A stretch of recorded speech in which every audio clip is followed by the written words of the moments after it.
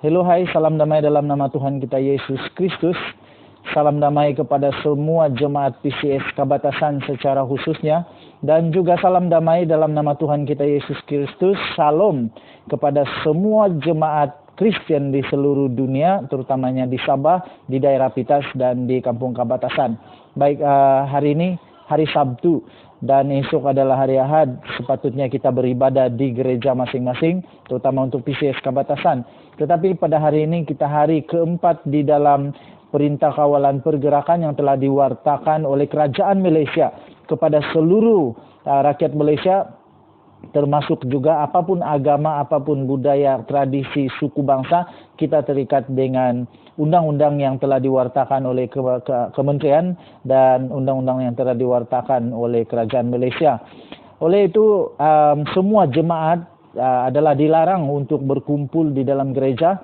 Walau bagaimanapun saya menggalakkan dan saya ingin sebagai seorang gembala di PCS Kabatasan, semua jemaat PCS Kabatasan wajib untuk beribadah di rumah masing-masing bersama dengan keluarga masing-masing.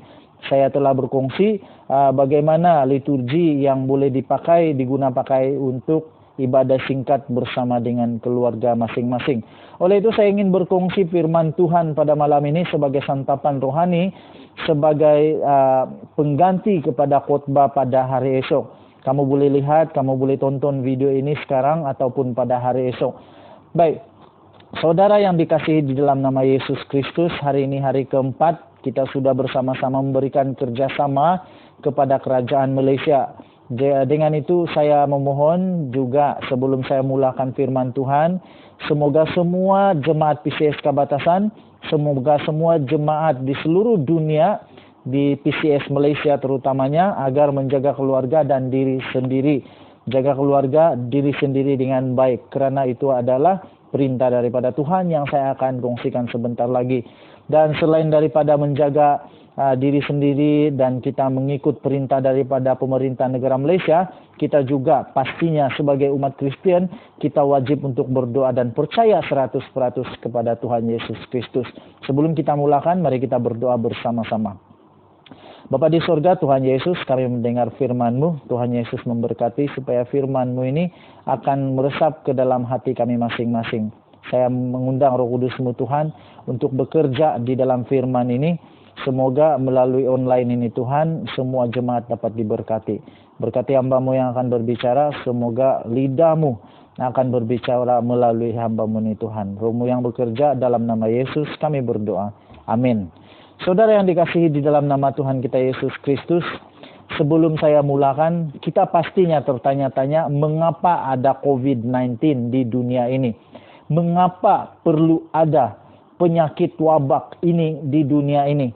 Pastinya banyak spekulasi, banyak teori yang dinyatakan sama ada daripada orang Kristen ataupun bukan daripada orang Kristen. Banyak sekali teori spekulasi mengapa timbulnya COVID-19, wabak yang sangat ditakuti di seluruh dunia pada ketika ini. Ramai orang yang berkata COVID-19 ini karena dosa manusia, karena perbuatan manusia, karena kutuk dosa manusia yang Allah, yang Tuhan ingin balas kepada dosa-dosa tersebut. Walau bagaimanapun secara pribadi bagi saya kurang bersetuju dengan statement ini, dengan kenyataan bahwa penyakit COVID-19 ini terjadi karena dosa manusia. Mungkin itu adalah falsafah, mungkin itu adalah ajaran pada perjanjian lama. Perjanjian lama memang manusia hidup dengan hukum Taurat, dengan hukum banyak lagi hukum-hukum yang lain.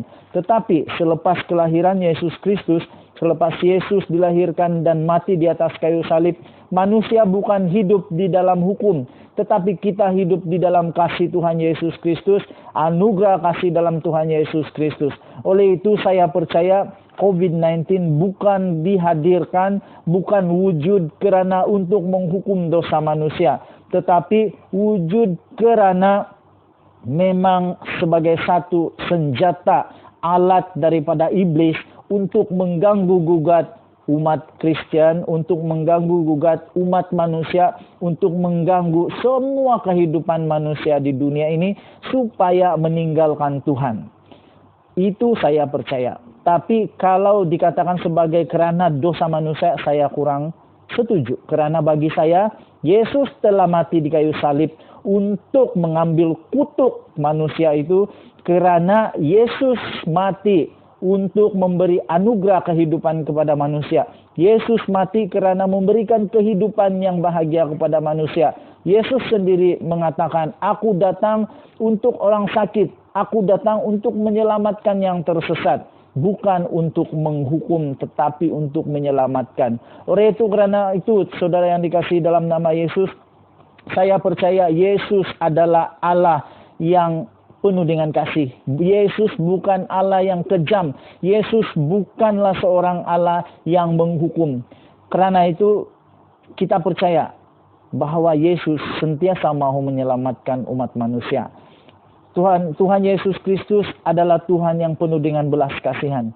Kehidupannya di dunia ini penuh dengan sengsara untuk mengambil kesengsaraan kita. Saya percaya kesengsaraan ini akan berlalu bagi sesiapa yang menang akan bersama Tuhan Yesus Kristus. Mazmur 91 dituliskan di sana oleh pemazmur bahwa tidak perlu takut lagi dengan penyakit. Walaupun 10.000 di sebelah kananku mati, walaupun di 10.000 di sebelah kananku jatuh, walaupun 1.000 di sebelah kiriku jatuh, kalah dan sebagainya. Tetapi pemazmur berkata, tidak perlu risau karena Tuhan adalah tempat perlindungan kita. Kita tidak perlu takut karena Tuhan adalah tempat perlindungan kita yang kukuh. Saudaraku yang dikasihi dalam nama Yesus, jemaat Tuhan di PCS Kabatasan dan jemaat PCS di seluruh Malaysia dan seluruh dunia secara umumnya, saya pun secara jujurnya saya pun tidak tahu dan saya tidak pasti mengapa sebenarnya ada penyakit COVID-19 di dunia ini. Seperti di dalam firman Tuhan, di dalam perjanjian lama dikatakan, rencana Tuhan adalah jauh daripada rencana manusia. Pemikiran Tuhan adalah jauh daripada pemikiran manusia. Karena itu saya sebagai gembala PCS Kabatasan, saya sendiri mengakui saya tidak tahu kenapa ada COVID-19 di dunia ini. Untuk mengatakan bahwa semua ini karena amarah Tuhan, saya tidak layak untuk katakan itu. Tapi yang pasti saya berani katakan bahwa Yesus Kristus sudah mati untuk mengambil semua kutuk kita.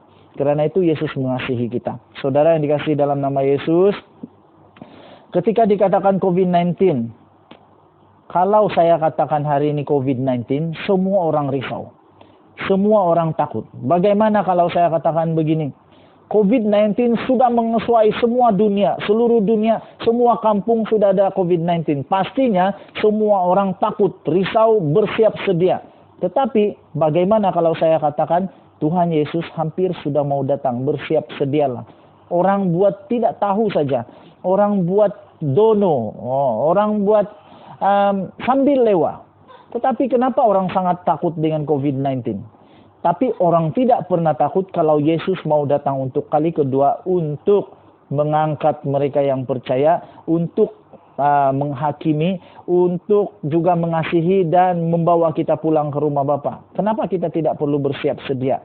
Inilah manusia yang tidak pernah bersiap sedia sesuatu yang lebih besar. Tetapi kita terlalu memandang kepada sesuatu yang menakutkan secara kedagingan kita. Mengapa kita tidak mau bersedia? Yesus mau datang, hampir datang, tidak lama lagi akan datang untuk manusia di dunia ini. Bersiap sedialah. Bukan hanya setakat takut dengan COVID-19, tetapi kita takut dengan Tuhan Yesus Kristus. Kita mengasihi Tuhan Yesus Kristus, karena itu kita takut dengan Dia. Bukan karena kita takut dengan hukuman Yesus, karena saya percaya Yesus datang kedua kali bukan untuk menghukum, tetapi untuk mengasihi kita semua. Haleluya. Baik, dengan itu saudara yang dikasihi dalam nama Yesus, apakah tindakan-tindakan kita sebagai orang-orang yang percaya? Apakah tindakan-tindakan kita sebagai umat Kristen yang percaya? Terutamanya untuk gereja PCS Kampung Kabatasan. Apa tindakan kita? Yang pertama pastinya kita perlu berdoa. Wajib bagi orang Kristen untuk berdoa. Doa ialah tanda imanmu. Doa ialah tanda bahwa engkau memerlukan Tuhan Yesus. Ketika Tuhan Yesus memulakan khotbah di bukit, Tuhan Yesus berkata, Berbahagialah dalam terjemahan bahasa Malaysia. Dalam terjemahan bahasa lain kamu boleh baca dan rujuk, tetapi dalam terjemahan bahasa Malaysia begini dikatakan. Berbahagialah mereka yang sedar akan memerlukan Tuhan, memerlukan Allah, memerlukan Yesus Kristus. Kerana mereka inilah yang akan memiliki kerajaan Allah. Saudara yang dikasihi dalam nama Yesus, satu tanda untuk kita menunjukkan bahwa kita memerlukan Allah adalah dengan berdoa. Tanda bahwa kita mempunyai iman adalah kita mampu berdoa. Bila mana kita perlu berdoa? Ketika kita sakit, ketika kita susah, ketika kita senang, ketika kita miskin, ketika kita kaya, ketika kita takut, ketika kita gembira, ketika kita bersedih, atau apa juga keadaan, kita perlu berdoa. Kerana itulah adalah tanda bahwa orang Kristen beriman. Tanpa doa, kita tidak akan dapat hidup. Tanpa doa, kita tidak akan dapat berhubung dengan Tuhan Yesus. Tetapi dengan doa, kita dapat berhubung dan meminta kepada Tuhan Yesus untuk perlindungan, kekuatan, iman, dan juga terus dapat bertahan di dalam iman kita kepada Yesus Kristus. Baik, saudara yang dikasihi dalam nama Yesus, firman Tuhan yang saya kongsikan pada malam ini untuk berdoa adalah saya petik dalam Matius 17 ayat 21. Dikatakan di dalam tulisan itu, di dalam Matius itu, di dalam kitab, Yesus berkata, jenis ini tidak dapat diusir kecuali dengan berdoa dan berpuasa. Saudara yang dikasihi di dalam nama Yesus, Tuhan Yesus Kristus, satu-satunya jalan untuk manusia melawan COVID-19 adalah dengan berdoa, berpuasa, dan berusaha bersungguh-sungguh untuk memutuskan COVID-19 ini. Satu-satunya cara adalah kita bekerja sama dan kita berdoa. Itu adalah satu-satunya jalan. Saudara yang dikasihi dalam nama Yesus, pastinya Tuhan Yesus, Allah kita, memberi kebijaksanaan kepada manusia untuk berpikir dan bertindak. Memberikan kebijaksanaan kepada manusia untuk melakukan kajian, melakukan banyak penyelidikan. Saintis-saintis, doktor-doktor, profesor-profesor di seluruh dunia pastinya sekarang ini sedang berusaha untuk mencari penawar bagaimana untuk menyelesaikan wabak yang semakin menakutkan di dunia ini. Tetapi saya percaya dengan hanya berusaha tidak cukup. Perlu ada yang namanya doa. Perlu ada bantuan daripada Tuhan Yesus. Perlu ada bantuan daripada Tuhan untuk memastikan bahwa usaha ini dapat berjaya, dapat dijayakan. Dengan itu kita perlu bekerja sama dengan Tuhan Yesus. Kita perlu bekerja sama dengan Tuhan untuk dapat memerangi, dapat bertahan. Nah, saudara yang dikasihi dalam nama Yesus, bukan saja kita mau memerangi ini, tetapi doa itu penting supaya kita dapat bertahan di dalam peperangan ini. Kita dapat bertahan di dalam situasi yang memang sangat menyebalkan ini, yang membosankan ini. Oke. Saudara yang dikasihi dalam nama Yesus, kita di dalam fasa hari keempat di dalam langkah pengawalan pergerakan yang telah diwartakan oleh Kerajaan Malaysia. Esok adalah hari Ahad dan secara rasminya Tentera Negara Malaysia, Angkatan Tentera Malaysia akan pula mengambil bahagian dan membantu pihak polis serta kerajaan untuk mengawal pergerakan rakyat di Malaysia. Dengan itu, kita bersama-sama memberikan kerjasama kepada kerajaan Malaysia. Itu yang pertama, kita berdoa. Langkah yang kedua bagi orang Kristen, apa yang perlu kita lakukan? Yang kedua ialah bertindak dengan bijak.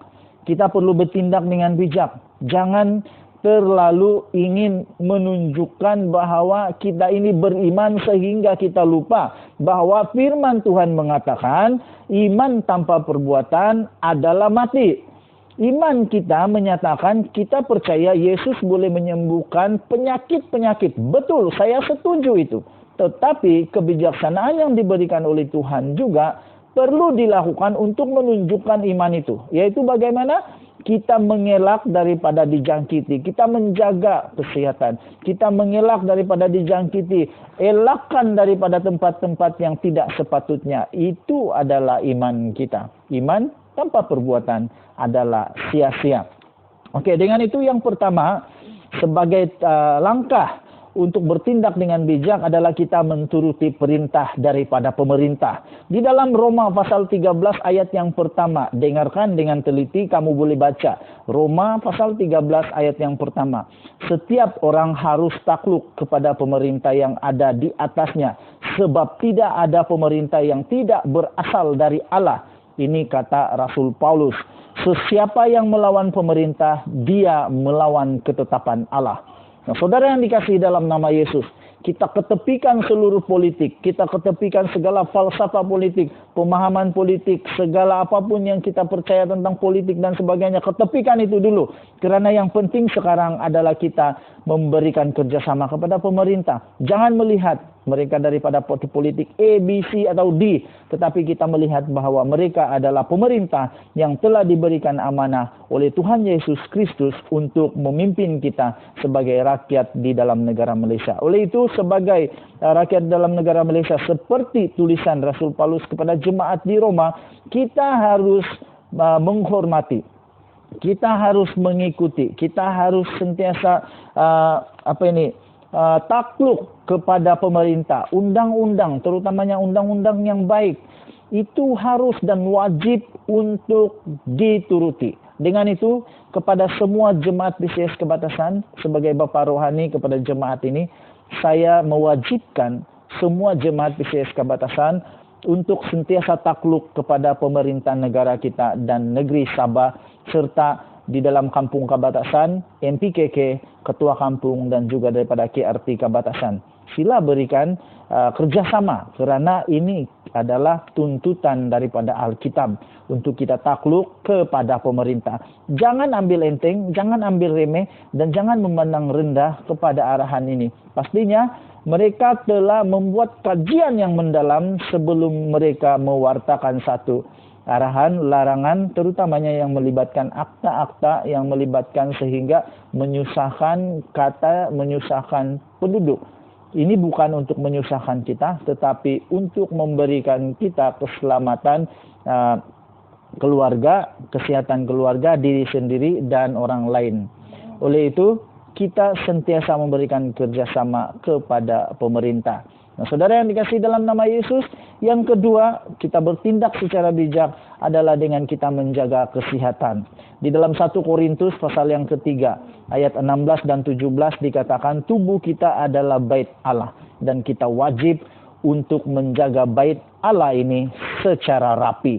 Bagaimana menjaganya? Di dalam keadaan sekarang, di dalam warta yang sudah diberikan oleh kerajaan Malaysia bahwa kita perlu menjaga kesehatan. Pertama, ada 3 langkah saja sebenarnya, sangat mudah. Pertama, cuci tangan selalu. Cuci tangan selalu, bersihkan tangan dengan air mengalir, dengan sabun ataupun produk-produk penjagaan kesehatan yang ada. Kalau tidak mampu, pakai sabun. Nah, usahakan supaya ada pakai sabun. Okey.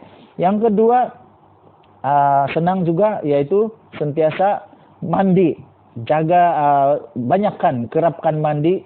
Asal turun tanah sekejap, mandilah. Asal pergi mana-mana saja, sebelum pegang anak, pegang itu, pegang ini di rumah, pergilah mandi dulu. Okey, senang saja, mandi. Kemudian yang ketiga, senang juga, yaitu elakkan, jarakkan, kita punya jarak sosial daripada orang lain. Walaupun kita mungkin akan melawat bapa contohnya, sebab rumah bapa saya di sebelah saja. Kadang-kadang saya pun pergi rumah sebelah juga. So, ketika mau bercakap dengan bapa, jangan terlalu rapat, elakkan. Seperti nasihat daripada Kementerian Kesihatan, lebih baik kalau kita menjarakkan sehingga 1 meter, lebih kurang 1 meter, supaya penularan wabah ini akan dapat dielakkan dengan lebih berkesan lagi. Okey, so 1, 2, 3, senang. Yang ketiga, yang keempat, saya tambah satu lagi adalah janganlah keluar daripada rumah. Kalau mau keluar pun pergilah turun bawah saja, pergi tengok tu kereta, pergi start tu kereta, bolehlah.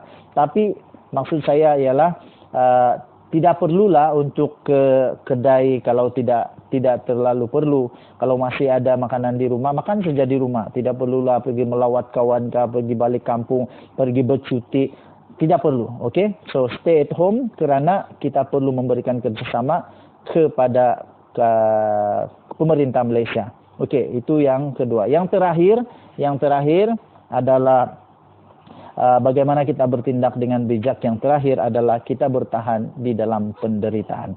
Hari ini hari keempat, secara pribadi saya pun rasa tersiksa, rasa juga bosan di rumah, tetapi lebih baik bosan selama 14 hari daripada akan menyebabkan kita kecewa, menyesal selama-lamanya. Apalagi kalau karena ketidaksabaran kita, karena keangkuhan, kelalaian kita akhirnya membawa virus itu balik ke rumah, anak-anak menjadi mangsa, keluarga lain menjadi mangsa, itu lebih teruk.